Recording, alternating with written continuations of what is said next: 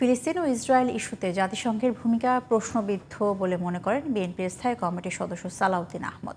দুপুরে ছাত্রদলের বিক্ষোভ সমাবেশে তিনি বলেন, ইসরায়েলি বর্বরতার জন্য বিশ্বের পরাশক্তিদের জবাবদিহিতা করতে হবে। প্রতিবাদের নামে দেশে নৈরাজ্যের জন্য অন্তর্বর্তী সরকারের ব্যর্থতাকে দায়ী করেন বিএনপি নেতারা।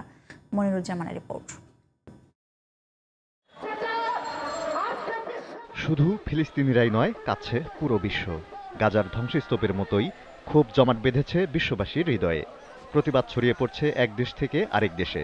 ফিলিস্তিনিদের প্রতি সহমর্মিতা জানাতে হাতে পতাকা আর বুক ভরা ভালোবাসা নিয়ে মঙ্গলবার দুপুরে ঢাকা বিশ্ববিদ্যালয়ের রাজু ভাস্কর্যের সামনে জড়ো হন ছাত্রদলের নেতাকর্মীরা। ফিলিস্তিনিদের ওপর ইসরায়েলি বর্বরতা নিয়ে আরব দেশ ও বিশ্ব মোড়লদের নীরবতায় ক্ষোভ প্রকাশ করেন তারা।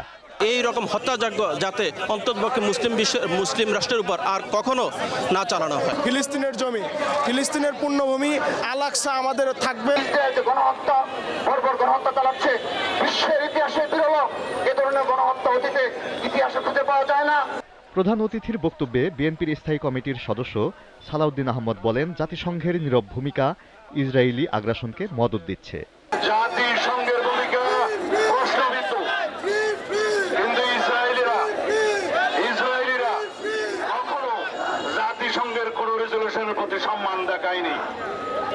ইসরায়েলের মদতদাতা এই কয়েকটি পরাশক্তিকে তাদের ভূমিকা নিয়ে সারা বিশ্বের মানুষের কাছে জবাবদিহি করতে হবে।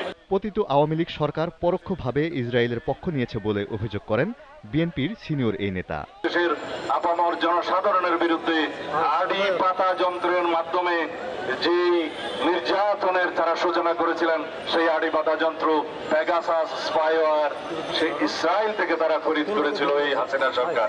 এর আগে জাতীয় প্রেস ক্লাবের সামনে এক সমাবেশে বিএনপির ভাইস চেয়ারম্যান শামসুজ্জামান দুদু বলেন, প্রতিবাদের নামে যারা দেশের বিভিন্ন স্থানে নৈরাজ্য চালিয়েছে তারা ইসরায়েলকেই সমর্থন দিচ্ছে।